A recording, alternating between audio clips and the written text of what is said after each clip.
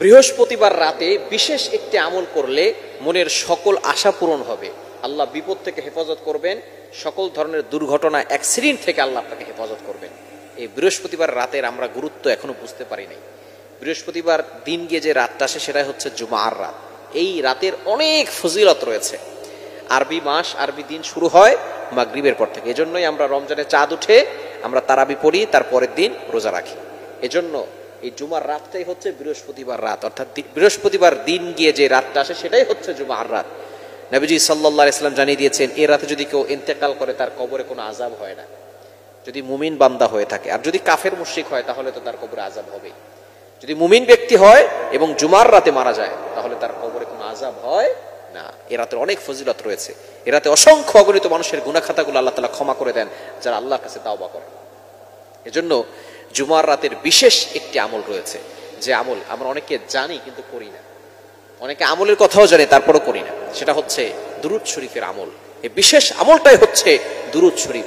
যে ব্যক্তি যত বেশি নবীজি সাল্লাল্লাহু আলাইহি সাল্লামের প্রতি দুরূদ পাঠ করবে সে তত বেশি সুখে থাকতে পারবে, সে তত বেশি শান্তিতে থাকতে পারবে, সে তত বেশি অভাব থেকে মুক্ত থাকতে পারবে, সে তত বেশি বিপদ থেকে মুক্ত থাকতে পারবে, যে যত বেশি নবীজি সাল্লাল্লাহু আলাইহি সাল্লামের প্রতি দুরূদ পাঠ করবে।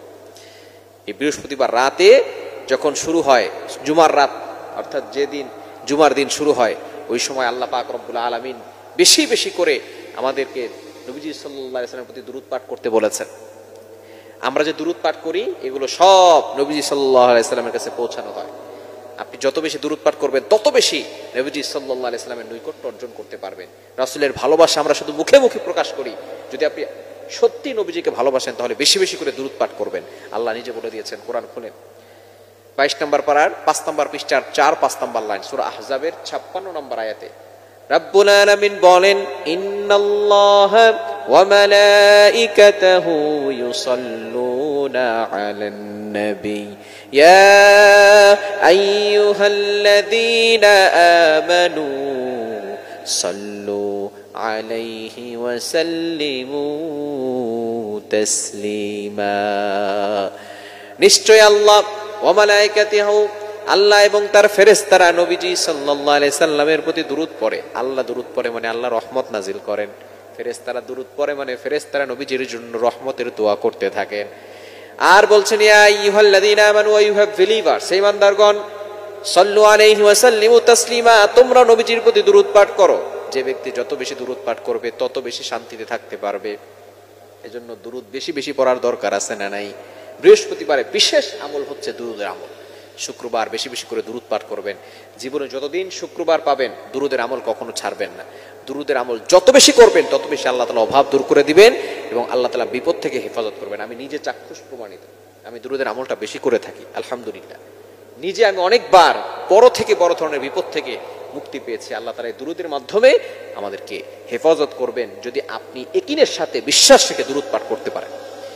দুরূদের ভিতরে সর্বশ্রেষ্ঠ দুরূদ হচ্ছে দুরূদ ইব্রাহিম। বুখারীর হাদিস, সর্বশ্রেষ্ঠ গুরুত্বপূর্ণ যে দুরূদ সেটা হচ্ছে দুরূদ ইব্রাহিম, যেটা আমরা নামাজের ভিতরে পড়ি। আল্লাহুম্মা সাল্লি আলা মুহাম্মাদ ওয়া আলা আলি মুহাম্মাদ কামা সাল্লাইতা আলা ইব্রাহিম ওয়া আলা আলি ইব্রাহিম ইন্নাকা হামিদুম মাজিদ।